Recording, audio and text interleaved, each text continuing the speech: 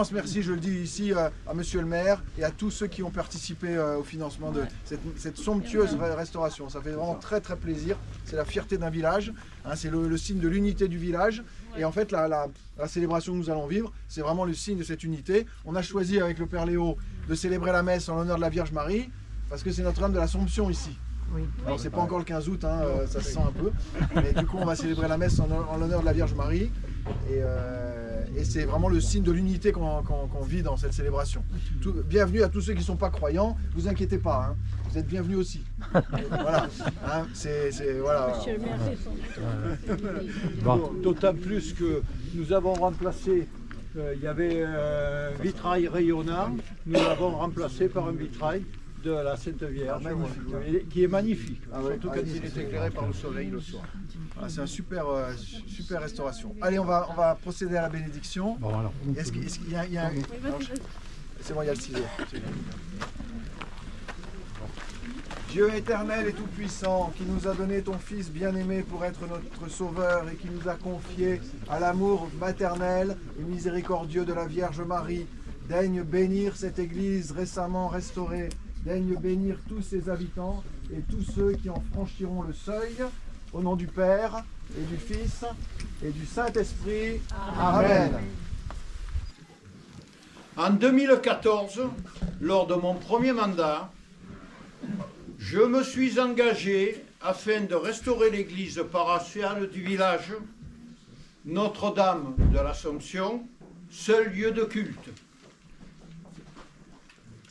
J'ai obtenu en totalité les subventions sollicitées auprès du conseil départemental, du conseil régional et de l'État. Je les en remercie vivement. Certains habitants de la commune ont été aussi porteurs de ce projet et se sont investis dans une association de sauvegarde. Le but de ce projet était bien évidemment de parvenir à la suppression de l'arrêté de péril du 17 janvier 2011 et à la réouverture de l'église, toujours consacrée, pour qu'elle retrouve sa vocation religieuse, qui était le grand souhait des Lambrussiens. Ce projet de restauration fut compliqué, long et onéreux. Il fallait agir vite, car les mouvements de terrain étaient responsables de larges fissures, mettant en danger la pérennité de l'édifice. En effet, l'architecte des Bâtiments de France nous avait dit « Si vous ne faites rien, dans 5 ans, elle n'est plus debout ». C'est une responsabilité de ne pas négliger ce que les anciens du village nous ont laissé. Je m'étais engagé également auprès des anciens à faire le maximum pour sauver l'église et j'y suis enfin parvenu en cette fin de mandat, soit une durée de 12 années. Je remercie toutes les entreprises qui ont travaillé et surtout M. Caron pour la rénovation de ces magnifiques hôtels des chapelles latérales. Un grand merci aussi à mon adjoint Serge, présent tous les matins sur le chantier, ainsi que Yannick, notre employé communal, pour ses talents d'artiste peintre. Merci aussi à mes 2 secrétaires successives, Laetitia et Virginia, pour le travail administratif relatif au dossier. Merci aussi à M. Magne pour avoir retapé tous les bancs de l'église. Merci Willy Doba pour la restauration de la croix du lotissement. Merci Simone Doba pour les croix brodées sur les manuterges. Merci Christian Chélan pour le support de la cloche rescapée de la chapelle Notre-Dame. Merci Eddy pour l'entretien des bancs en cuir restaurés autrefois par ta maman. Pardon. Je remercie enfin le groupe de personnes très motivées du lotissement qui ont nettoyé toute l'église et ont ravivé les objets liturgiques entreposés depuis 2011 aux archives départementales. Merci Geneviève, merci Caroline, merci Agnès, merci Yves, merci Gilles, merci Eric. Et merci au Père Léo pour ses conseils. Aujourd'hui, j'ai une pensée pour Madame Brunel, présidente disparue de la Fondation du patrimoine, qui m'avait dit « Vous vous lancez dans un travail de titan ». En effet, j'avais appris en classe de 6e, il y a fort longtemps, que dans la mythologie grecque, pour atteindre les dieux de l'Olympe, les titans, divinités de taille énorme et d'une grande force, avaient empilé 3 montagnes. Et je me suis demandé combien de montagnes du Cheval Blanc aurais-je pu empiler pour rendre cette église au Lambrousier. Voilà. Par l'arrêté de main levée, pris le 18 novembre 2025, notre église est redevenue accessible aux fidèles. Voilà. Je vous remercie, mais en plus, je tiens à vous informer que nous avons appris le décès de François Macario, qui était un habitant du village. Je pense que nous pourrons utiliser l'église pour ses obsèques bientôt. Voilà. Je vous remercie et merci d'être venus si nombreux, ça me touche énormément.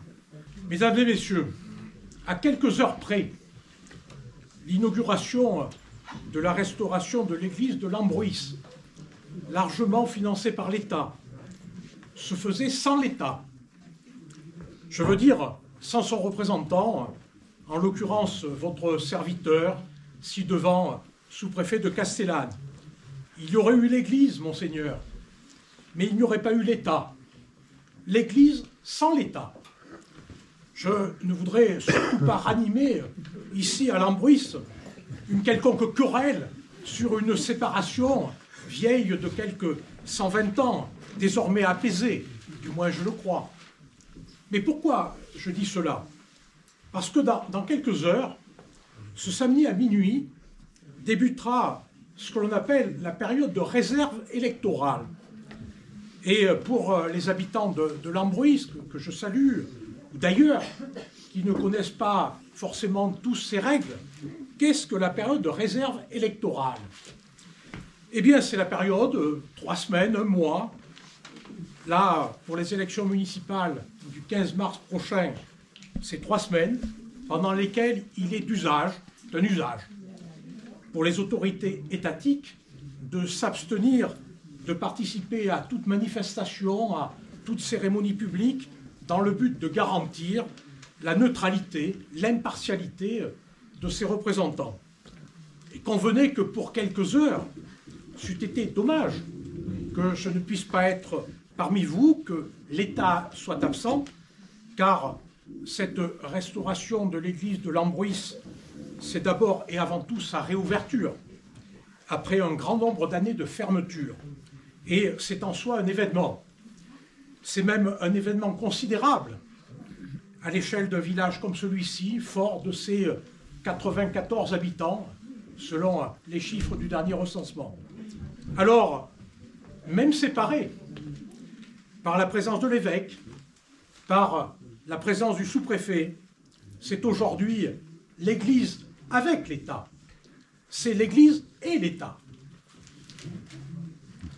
Mais avant de parler de l'objet de cette cérémonie qui nous réunit, l'Église, avant de mettre l'accent à mon tour sur la manière dont elle a été financée, et très bien financée, je voudrais d'abord dire un mot de Lambrouis, un mot aussi de son maire, Robert Mortorano.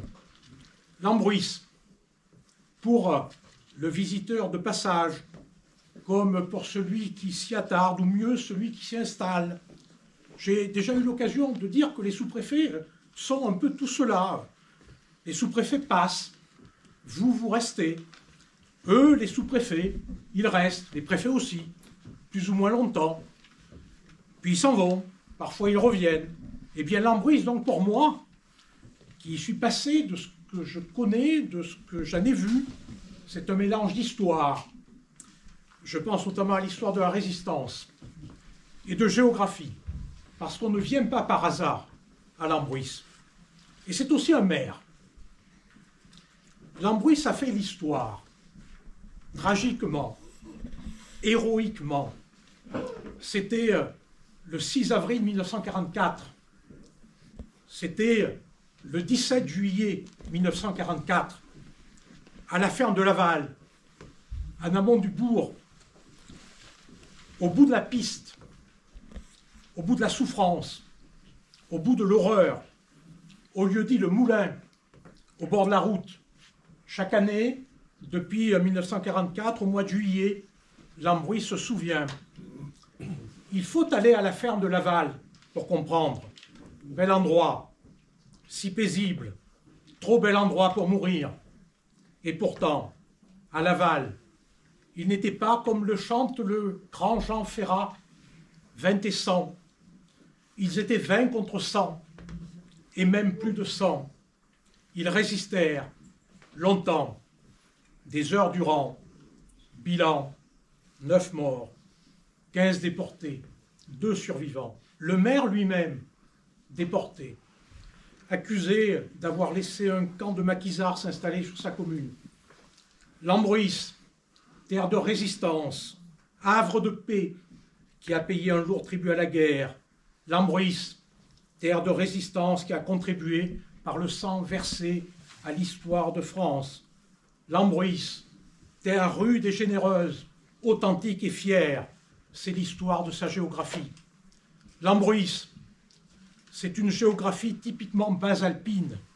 C'est un village blotti au creux d'une vallée tranquille, au pied de ses montagnes, le Cheval Blanc. Climat rude, comme cet hiver, mais douceur de vivre. Jadis terre d'élection de la lavande, c'est plutôt le miel qui y prospère aujourd'hui, tout comme l'élevage au vin. Lambrouis fait partie de ces villages des Alpes de Haute-Provence qui savent se faire désirer. Et il faut vouloir venir à Lambrouis pour y passer, pour y vivre. Et il faut croire que ceux qui y vivent bien, car la population réaugmente de recensement en recensement. Après l'essor du 19e siècle, la population a dépassé 300 habitants. Après un exode rural massif, le point bas fut atteint au début des années 80, puisqu'il n'y avait plus que 49 habitants. Nous en sommes aujourd'hui quasiment au double. Lambrouis, c'est aussi un maire. Ce maire, ce n'est pas n'importe qui. C'est Robert Mortorano. Et à la veille de cette période de réserve électorale, je peux d'autant plus parler librement de Robert Mortorano qu'il n'est pas candidat à sa propre succession. C'est donc pour moi, devant ses administrés, l'occasion, partagée avec mon épouse Jeanne, de lui rendre publiquement hommage à l'élu et à l'homme, à l'éducateur et au serviteur. Parce que Robert Mortorano, c'est d'abord un éducateur. Il fut pendant toute sa vie professionnelle un éducateur, instituteur, professeur, en école, en collège. Sa carrière durant à Marseille, notamment dans les quartiers nord, à l'Estac notamment. Professeur certifié de sciences physiques, capétien, comme l'on dit. Robert Mortorano est resté éducateur dans l'âme, exigeant mais bienveillant, y compris peut-être d'ailleurs comme maire. Il aime à raconter que d'anciens élèves, qui sont parfois aujourd'hui âgés de 30 ans, 40 ans, voire plus, quand ils font route depuis Marseille pour, par exemple, se rendre au ski à Alos, font un détour par Lambrouis pour venir le saluer. On ne vient pas par hasard à Lambrouis. Chapeau, monsieur Mortorano. Merci, monsieur. Je suis très ému. Robert Mortorano, c'est un éducateur, mais c'est aussi un serviteur. Retraité en 2008, Robert Mortorano a souhaité servir son village, sa commune. C'est ainsi qu'il s'est fait élire maire en 2014 pour donc 2 mandats qu'il achèvera dans un mois. On peut dire, sans lui faire offense, que Robert Mortorano est un homme de caractère. Ses administrés, y compris ses collègues du conseil municipal, ne me démentiront pas, je crois. Mais ce caractère affirmé a toujours été au service, servir toujours, d'une cause qui le dépasse et qui a pour nom l'intérêt général, l'intérêt de sa commune. Serviteur de sa commune, Robert Mortorano n'a jamais cessé d'être éducateur, de distiller ses conseils. Chacun comprendra.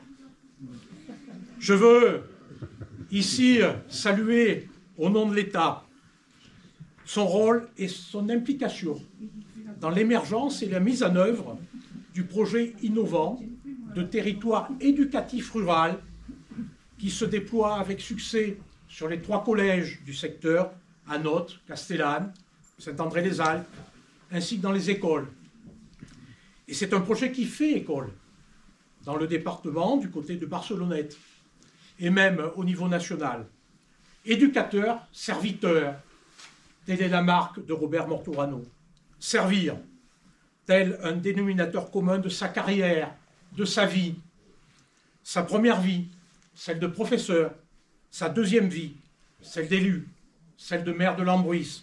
Merci à Robert Mortorano pour ce qu'il a fait. Merci également à lui pour ce qu'il est. Nous sommes donc à l'Ambruis ce matin pour célébrer sous l'égide de Robert Mortorano, sous votre égide, Monseigneur, pour célébrer donc la réouverture de l'église paroissiale, événement si l'année, car quand même, cette église, quelle histoire, fermée aux paroissiens, fermée au public depuis 2012, parce qu'elle menaçait de s'effondrer sur elle-même, elle glissait, elle se fissurait. Il aura fallu 14 ans, un peu plus que les 2 mandats de Robert Mortorano, pour la remettre sur pied. Il existe un autre exemple dans l'arrondissement de Castellane de pareille situation. C'est celle de l'église de Saint-Lyons, qui est également fermée pour risque d'effondrement, d'affaissement, et dont les travaux de consolidation, qui ont été aidés en 2025 par l'État, devraient démarrer cette année pour permettre sa réouverture. Mais à l'Ambruis, ce fut une histoire à la fois longue, on l'a dit, compliquée, car il a fallu s'y reprendre à 2 fois, 2 tranches de travaux. Il a fallu d'abord stabiliser les fondations, conforter les structures. Ce fut un premier chantier à part entière qui a coûté quelques 200 000 €, qui a été financé pour l'essentiel en 2017-2018.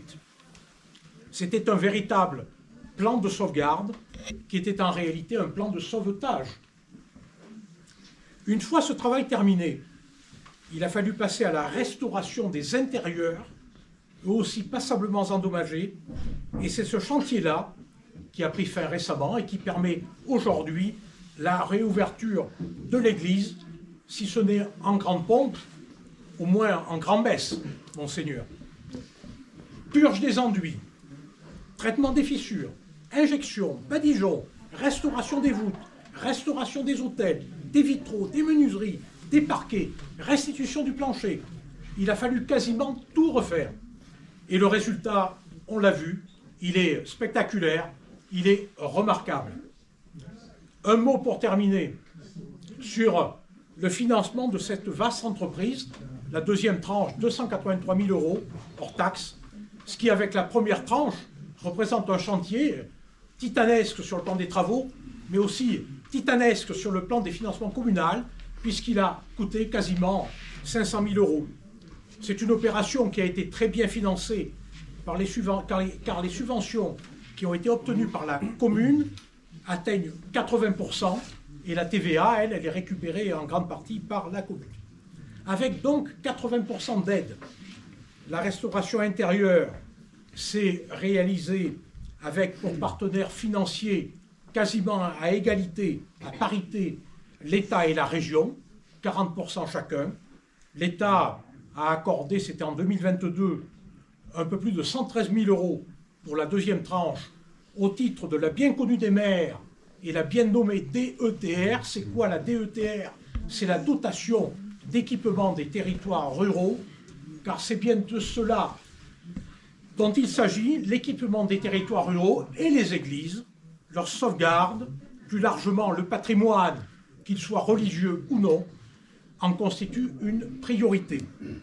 Sur ce territoire en particulier, celui de l'arrondissement de Castellane, celui de la communauté de communes Alpes-Provence-Verdon, la CAPV, Monsieur le Président, que j'ai le plaisir tout particulièrement à saluer également aujourd'hui, eh bien le patrimoine occupe une place peut-être plus importante qu'ailleurs.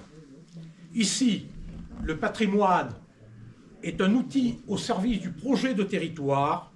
Il est conçu comme un véritable levier de développement local et je me réjouis de pouvoir dire que l'État partage cette même vision.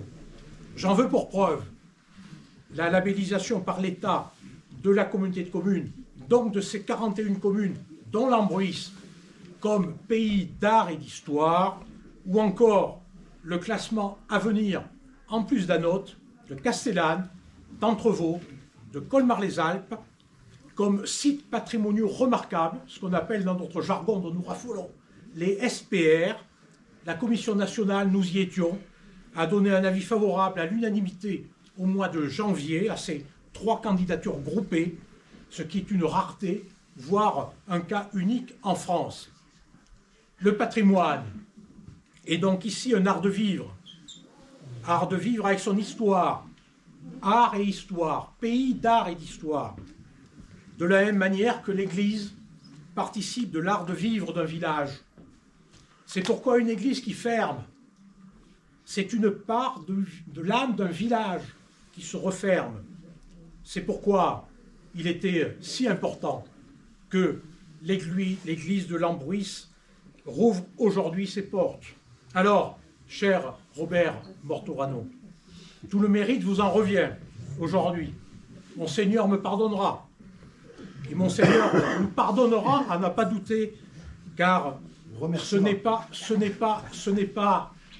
pas le moindre des paradoxes pour qui connaît vos convictions, cher Robert Mortorano. Tout le mérite vous revient que la grande œuvre de vos 2 mandats soit, sinon d'avoir remis le clocher au centre de l'église, parce que c'est une particularité de l'église de l'Ambruisse que le clocher soit sur le côté gauche de l'église. Tout le mérite vous revient, non pas donc d'avoir remis le clocher au centre de l'église, mais d'avoir remis l'église au centre du village. Bravo.